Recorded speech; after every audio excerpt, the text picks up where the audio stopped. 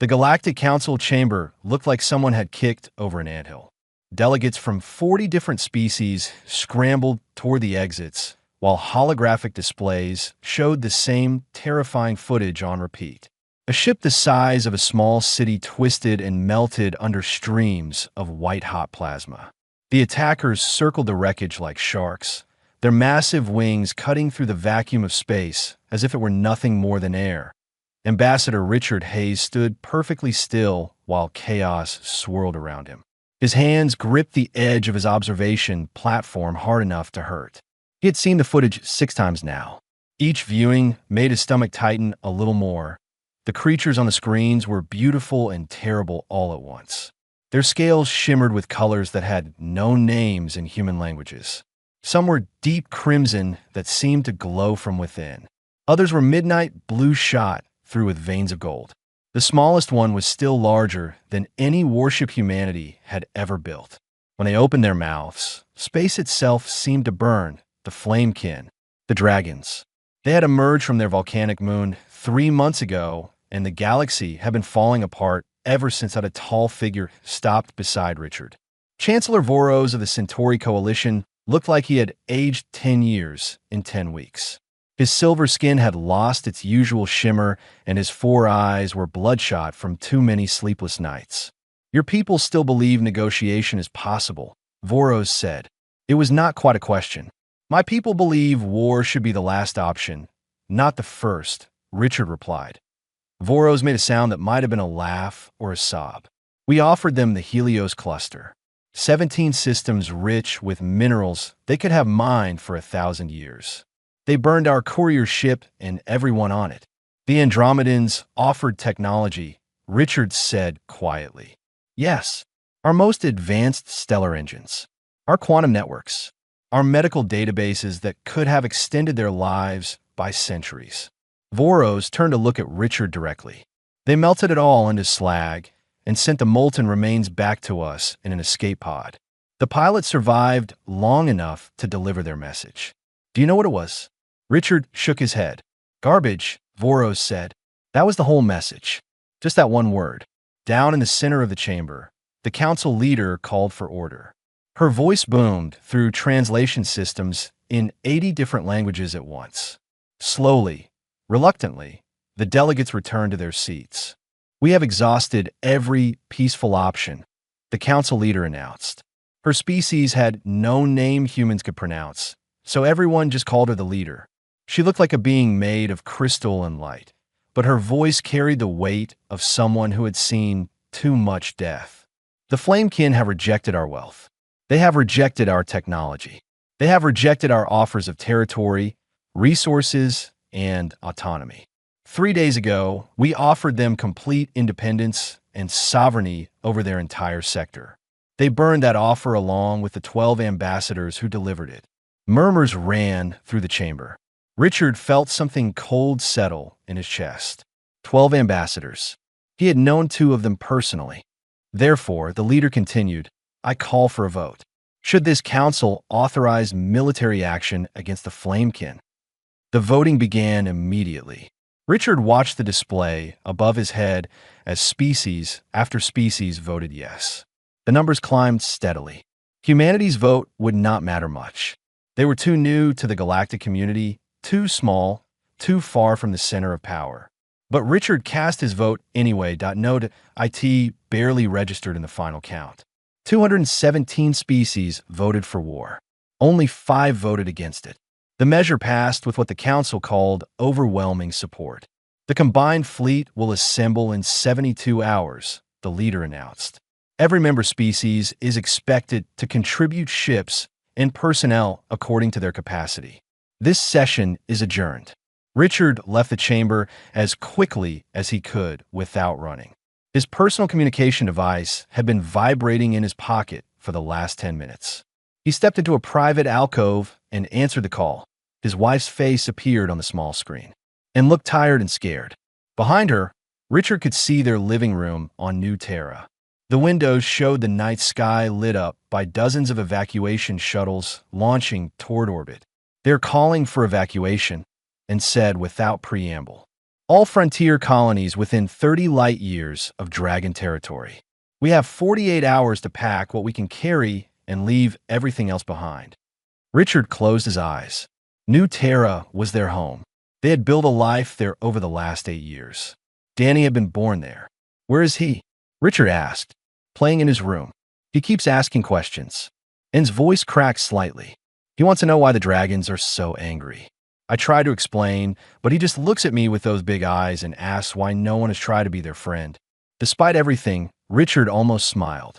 That was Danny, 6 years old and still convinced that every problem could be solved with kindness and understanding. I'm coming home, Richard said. My shuttle leaves in 3 hours. I will be there before the evacuation deadline. The fleet, and said. They voted for war, didn't they? Yes, and nodded slowly. She had expected that answer. Then come home fast. I don't want Danny to see what comes next. The call ended. Richard stood in the alcove for a long moment, staring at the blank screen. Somewhere out in the dark between the stars, the Flamekin waited on their volcanic moon. Ancient, powerful, and angry for reasons no one understood. And in 72 hours, the largest military fleet in galactic history would try to destroy them. Danny Hayes sat cross-legged on his bedroom floor, surrounded by his collection of dragon pictures. He had cut them out of books and printed them from the public library database. Some showed dragons from Earth mythology, breathing fire and guarding treasure. Others showed the real Flamekin, captured by long-range telescopes before they started destroying anything that got too close that he liked the real ones better. They looked sad. His mother's voice drifted through the door. She was on another call with the evacuation coordinators. Danny had learned to recognize the tight, worried sound in her voice. It was the same sound she made when she thought he was not listening. But Danny was always listening. He picked up his favorite picture. It showed one of the Flamekin floating in space near their moon. The dragon's scales were the color of sunset, all reds and oranges and gold. Its wings were spread wide enough to cover a city. The picture had been taken right before the dragon destroyed the probe that took it. Why are you so mad? Danny whispered to the picture. His bookshelf held every story about dragons he could find. In the old Earth tales, dragons guarded treasure because it meant something to them. They collected gold and jewels not because the objects were valuable, but because they were beautiful, because they were special. The Galactic News said the Flamekin had rejected treasure. They had rejected technology. They had rejected everything. That did not make sense to Danny. If dragons only kept things that were special, why would they reject special things? Unless the things were not actually special. Danny thought about his last birthday. His parents had given him an expensive toy robot that could transform into 6 different vehicles. It was objectively cool. All his friends had been jealous, but Danny's favorite present had been the handmade card from his grandmother on Earth. She had drawn a picture of the two of them holding hands under a tree. At the bottom, she had written, "To my Danny, who makes every day brighter. Love, Grandma." The robot sat in his closet, forgotten after a week. The card was taped to his wall, where he could see it every night before he fell asleep. His grandmother had died 4 months ago. Danny still had not figured out how to feel about that. She was just gone, and all he had left were memories and the small tin of candy she had made for him. The tin sat on his nightstand. Danny picked it up carefully. It was made of old metal that had started to rust at the edges.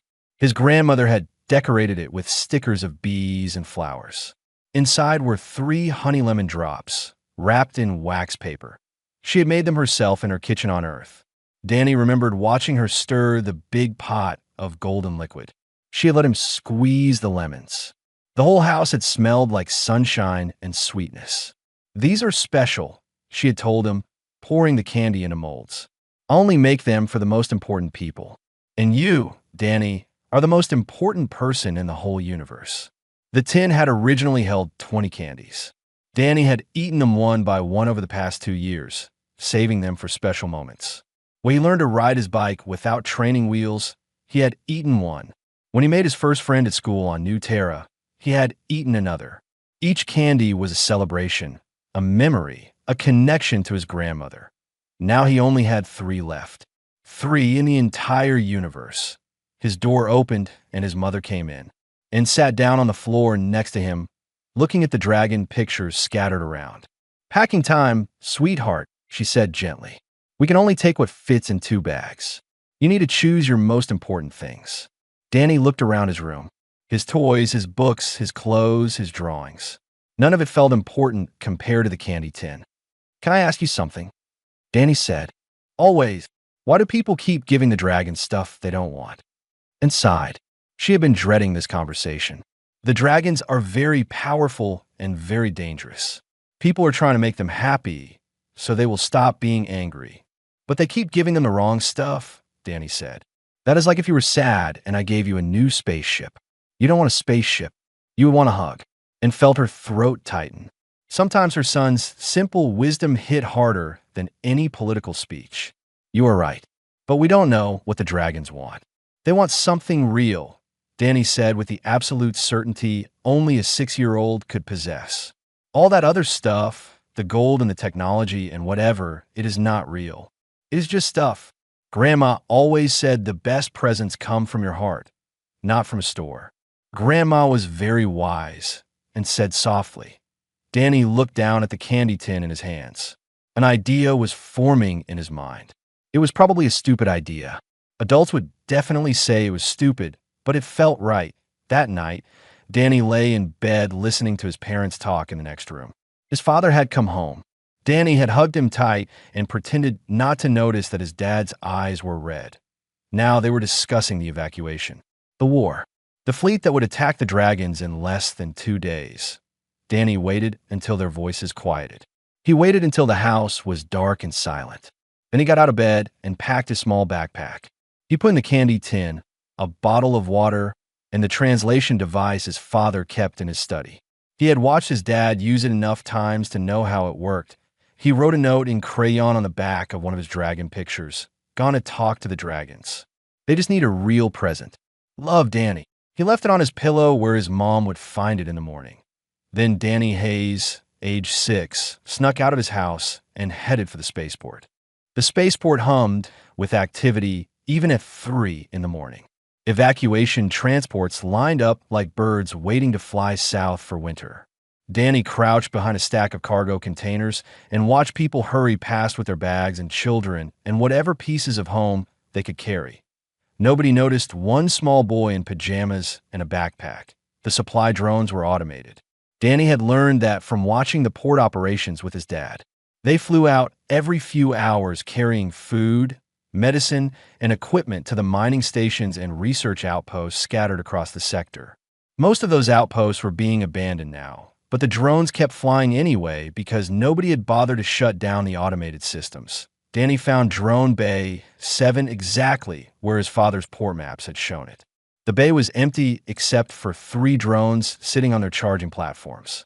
Their status lights blinked green, ready for departure.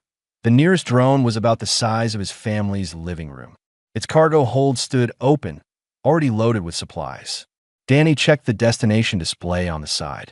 Asteroid Mining Station, Sector 7. He pulled up the star map on his stolen translator device and traced the route with his finger. Sector 7 bordered the quarantine zone around the Dragon Moon. Close enough. Danny climbed into the cargo hold and wedged himself between 2 crates marked medical supplies. The space was dark and smelled like plastic and metal. He pulled his backpack close and waited 20 minutes later. The cargo hold door sealed shut with a hiss. The drone's engines powered up with a low whine that Danny felt in his bones. Then the world dropped away as the drone lifted off. Danny had never been in space before. Not really. The colony transport that brought his family to New Terra had artificial gravity and windows and beds. This was different. The cargo hold had no windows. He could not see anything except the dim emergency lights along the ceiling. But he could feel the drone accelerating, pushing him back against the crates. He ate one of the protein bars he had packed and sipped his water. The translator device showed the estimated travel time, 4 hours and 17 minutes. Danny tried not to think about what his parents would do when they found his note. His mom would cry. His dad would probably activate every emergency protocol he could think of. They would be so scared. But someone had to do something. All the adults were so busy being afraid and angry that they had forgotten how to actually fix things. His grandmother's voice echoed in his memory. Sometimes, Danny, grown-ups make things too complicated. They forget that the simplest answer is usually the right one. The flight felt like it took forever and no time at all. Danny dozed off at some point and dreamed about dragons. In his dream, they were not angry. They were just lonely, floating in the dark between stars with nobody to talk to. The drone's landing sequence woke him. He felt the gentle bump as it touched down, heard the cargo hold door unsealing. Danny peeked out from behind the crates. The asteroid mining station was completely abandoned. The drone had landed in a bay that looked like it had not seen people in weeks. Dust covered everything. The lights were set to minimum power, creating long shadows across the empty space. Danny climbed out carefully. His legs felt wobbly after sitting still for so long. The station's artificial gravity was lighter than New Terra's, making him feel bouncy and strange. He found a station map on a wall display. The small shuttle bay was 2 levels down. Danny took the emergency stairs because the elevators looked like they might not work anymore. The shuttle bay held 4 small vessels.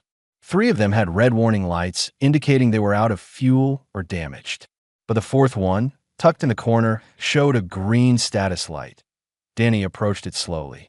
The shuttle was old and scratched, built for short trips between asteroids. It was barely bigger than his family's car back on Earth. But according to the control panel, it had enough fuel for 1 more flight. Getting inside was easy. The door was not even locked. Getting the shuttle started was harder. Danny had played a lot of flight simulator games. He knew that real flying was more complicated than games, but the basic principles were the same. Power, navigation, thrust. He climbed into the pilot's seat and stared at the controls. His feet did not reach the floor. He had to sit on the edge of the seat to reach the pedals. The shuttle's computer asked him for a destination. Danny pulled out his translator device and found the coordinates for the Dragon Moon. His hand shook as he entered them. "Are you sure?" The computer asked. "Warning, destination is within quarantine zone. Proceed at own risk." Danny pressed yes. The shuttle bay doors opened with a grinding sound that suggested they had not been used in a while. Beyond them, space stretched out in all directions, full of stars and darkness. Danny gripped the controls and pushed the thrust lever forward. The shuttle launched into space like a stone from a slingshot. Danny yelped and fought to keep control as the asteroid station fell away behind him.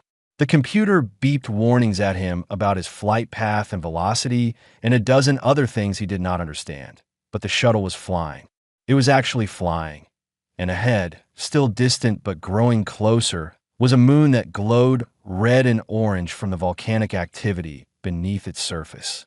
The Dragon Moon, Drakkar. Somewhere in human space, alarms started going off. Sensors picked up an unauthorized shuttle entering the quarantine zone. Military computers flagged it as a possible threat or a foolish civilian who had ignored the warnings that on New Terra, and Hayes found her son's note and started screaming that on the Galactic Council flagship. Richard Hayes received an emergency message that made his blood run cold. But Danny did not know any of that yet. He was too busy trying to land a shuttle on a moon he had only seen in pictures, hoping that when the dragons found him, they would listen before they decided to burn him to ash. The shuttle hit the surface of Drakkar harder than Danny had planned. The landing gear shrieked against volcanic rock, and the whole vessel tilted sideways before settling with a grinding crunch. Alarms wailed inside the cockpit.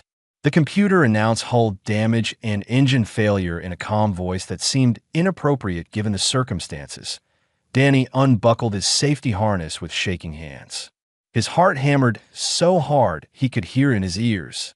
Through the cracked windscreen, he could see a landscape that looked like the surface of a nightmare. Rivers of lava glowed orange in the distance. Geysers of superheated steam shot up from cracks in the black rock. The sky was perpetually dark, lit only by the volcanic activity below. It was the most terrifying place Danny had ever seen. He grabbed his backpack and forced open the shuttle door. The heat hit him immediately, making his skin prickle with sweat. The air tasted like sulfur and ash. His breathing mask barely helped. Danny stepped out onto the volcanic rock, and the ground trembled beneath his feet.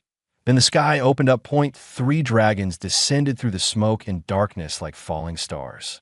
They were impossibly huge, bigger than the pictures had suggested, bigger than anything Danny's 6-year-old brain could properly process. Their wings blotted out whole sections of sky. The downdraft from their landing nearly knocked Danny off his feet. The closest dragon was deep crimson with scales that looked like they had been carved from rubies and lit from within. She was easily 100 feet long from nose to tail. Her eyes were pools of molten gold. The second dragon was slate gray with veins of silver running through his scales. He was built like a battering ram, all muscle and sharp edges. His claws could have picked up the shuttle and crushed it like a tin can. The third dragon was smaller than the other two, but still enormous compared to a human child. Her scales shifted between purple and blue depending on how the light hit them. She wore what looked like carved stones on leather straps around her neck, some kind of jewelry or decoration. They formed a circle around Danny's crash shuttle. Around Danny himself. The Crimson Dragon lowered her massive head until her eye was level with Danny. He could see himself reflected in that golden orb, a tiny figure in a backpack standing in front of something that could end him without effort. When she spoke, the translation device in Danny's pocket crackled to life, rendering her rumbling voice into words he could understand. Another insult. Another false offering. The smallest spy yet. "I'm not a spy," Danny said. His voice came out smaller than he wanted it to. He cleared his throat and tried again. "I came by myself. Nobody sent me." The gray dragon snorted. Smoke curled from his nostrils. A human child steals a shuttle and crosses a quarantine zone by accident? We are old, small creature, but we are not fools. "I'm not lying," Danny insisted. "I came because everyone else is doing it wrong. They keep giving you stuff you do not want and then getting mad when you say no. That is dumb." The purple-blue dragon tilted her head. "Dumb," she repeated, as if tasting the word. "The child calls the galactic community dumb." "Well, they are," Danny said with the blunt honesty only a 6-year-old could manage. "You are not rejecting stuff because you are mean. You are rejecting it because it does not mean anything, right?" The 3 dragons exchanged glances. The crimson one leaned closer. Danny could feel the heat radiating from her scales. "You presume to understand us, human child." "My name is Danny," he said. "And yeah, I think I do. My grandma taught me about presents. She said the best presents are not about money or how big they are. They're about showing someone you care. Really care. Not just pretend care." The gray dragon moved suddenly, spreading his wings wide. The gesture made him look even bigger and more threatening. "They sent a child to manipulate us with sentiment. This is low even for your kind. I told you, nobody sent me." Danny shouted. He was scared but also getting frustrated. Adults never listened. Apparently, ancient space dragons did not listen either. "I snuck out. I stole a shuttle. My parents are probably freaking out right now. I'm going to be in so much trouble when I get home." "If you get home," the gray dragon rumbled. Danny swallowed hard. That was a fair point. He very carefully took off his backpack and opened it. His hands were still shaking, but he managed to pull out the small metal tin decorated with beast stickers.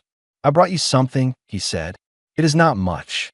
It is not worth any money, but it is the most important thing I have."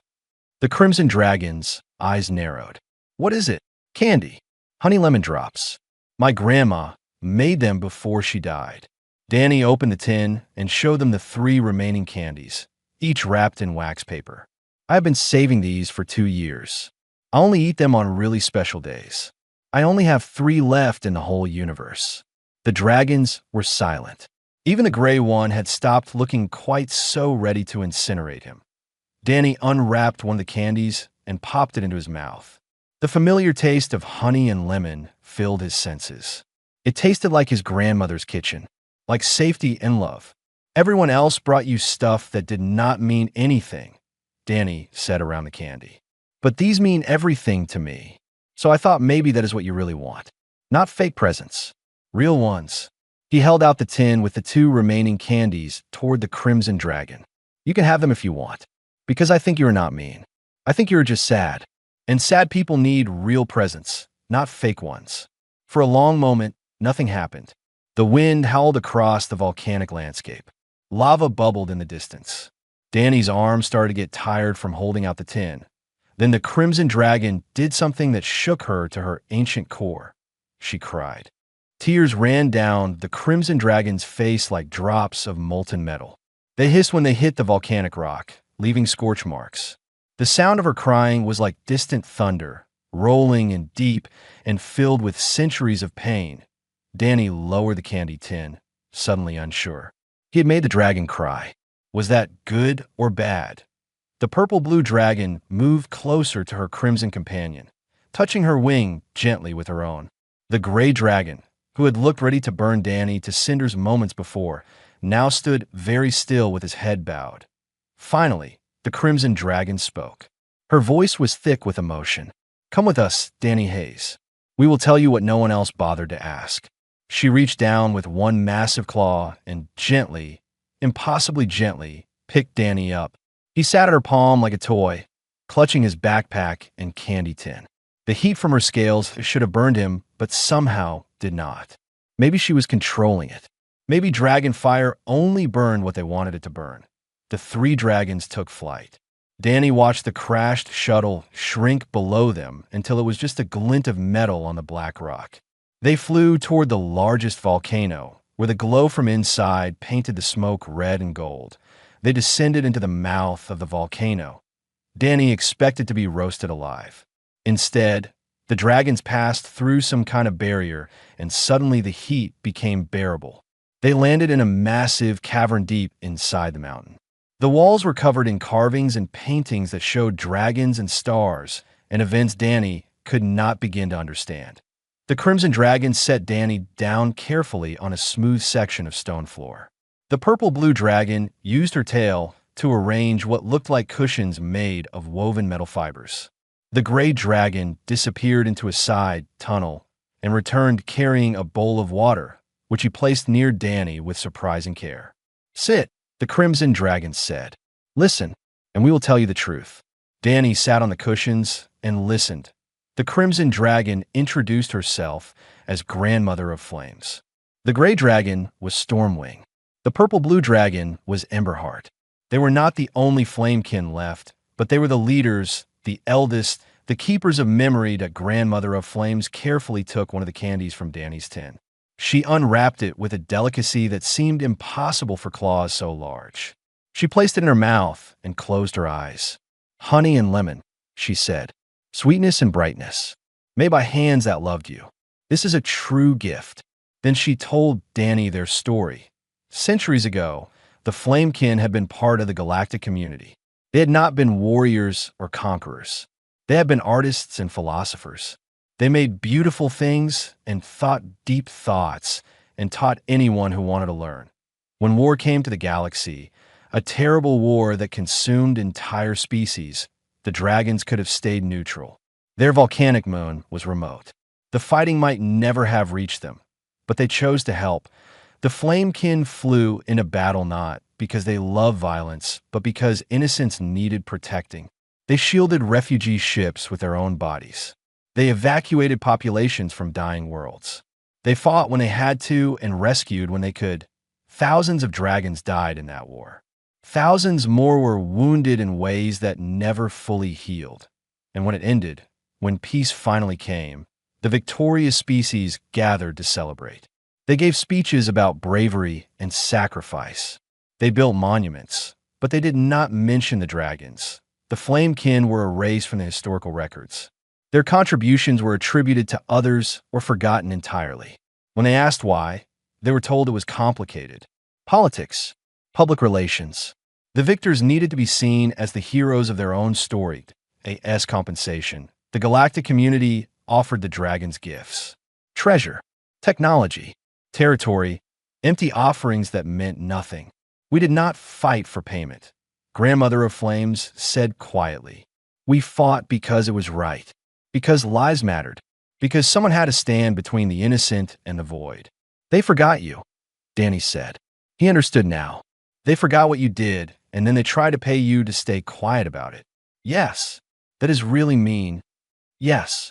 Stormwing shifted his massive bulk. We retreated here. We watched the galaxy move on without us. And every generation that passed, we grew more certain that nothing had changed. They valued things over meaning, power over sincerity, status over truth.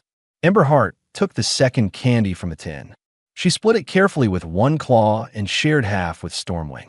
Every offering they sent confirmed what we believed. Gold and jewels from species that forgot what value meant. Technology from species that used it to erase inconvenient truths. Territory from species that did not understand that some wounds cannot be healed with land. We were not testing them, Grandmother of Flames said. We were grieving, and their empty gifts made the grief worse. Danny sat quietly for a moment, processing. His 6-year-old brain could not fully grasp the politics or the centuries of history, but he understood the core of it. He understood being forgotten. He understood losing someone important and having people act like it did not matter. My grandma died 4 months ago, Danny said softly. Everyone told me it would be okay. They said time heals everything. But they said it like they just wanted me to stop being sad, so they did not have to feel awkward. Exactly, Grandmother of Flames whispered. Nobody just sat with me and said, yeah, this is terrible and it is okay to be sad. Danny continued. Except my mom. She just held me and cried with me. That helped more than all the other stuff people said. The 3 dragons looked at this small human child sitting in their ancient cavern, and something shifted in the air. What happens now? Danny asked. The fleet is coming. They're going to attack you in like a day or something. Are you going to fight them? We could, Stormwing said. We could burn their ships from the sky. But then more people die, Danny said. Just like in the old war. Yes. That is dumb too, Danny decided. Everyone is being dumb. Somebody needs to tell them the truth. Ember Heart tilted her head. And who would believe a child and 3 dragons that the galaxy wants to destroy? Danny thought about that. Then he smiled. Everyone, he said, if we tell them right. The transmission went out to every ship in the assembled fleet simultaneously. It appeared on military displays, civilian screens, council chambers, and personal devices across 40 different species. Security systems tried to block it and failed. This was old technology, dragon technology, bypassing every modern firewall like they were made of paper. A 6-year-old human boy appeared on the screens. He sat cross-legged on a stone floor with 3 massive dragons behind him. He was eating candy. The fleet commander shouted for weapons to charge. Diplomats screamed about hostage situations. Parents across human space recognized the boy from the emergency broadcasts and started calling anyone who would listen. On the council flagship, Richard Hayes stood frozen in front of the display in his quarters. His son smiled at him from the screen. Hi everyone, Danny said. My name is Danny Hayes. I am 6 years old and I am okay. The dragons did not hurt me. Actually, they are really nice once you give them something real instead of fake stuff. And Hayes watched the broadcast from the evacuation ship and burst into tears of relief and terror all at once. Danny continued talking, his voice clear and unafraid. I came here by myself because all the grown-ups were doing everything wrong. You keep giving the dragons money and technology and things, but that is not what they want. They want you to remember them.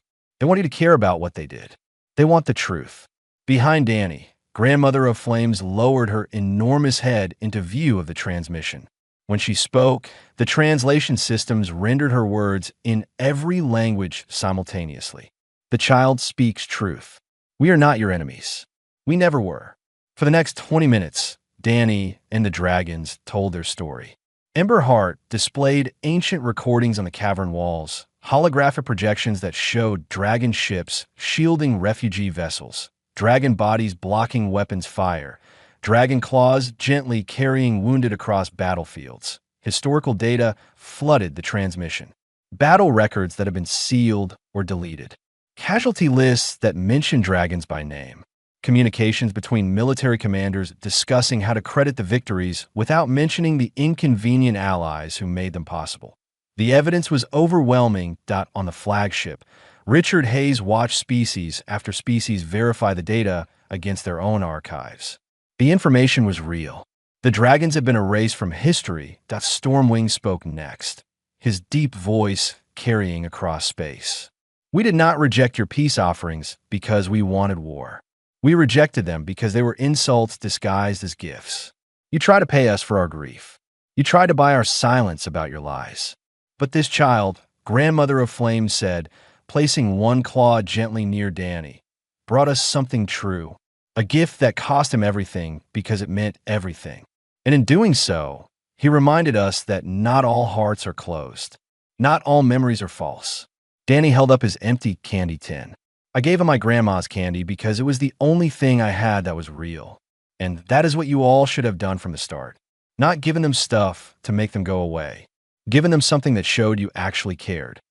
The boy looked directly into the transmission device. His eyes were bright with conviction. My grandma used to say that sorry does not count unless you mean it. And you can only mean it if you understand what you did wrong. So stop trying to fight the dragons. Stop trying to pay them off.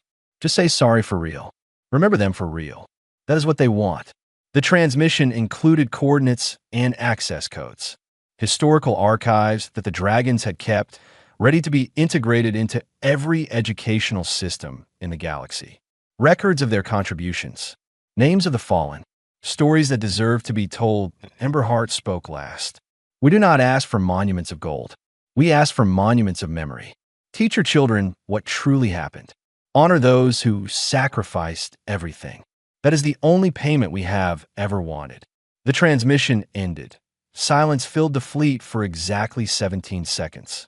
Then every communication channel exploded at once.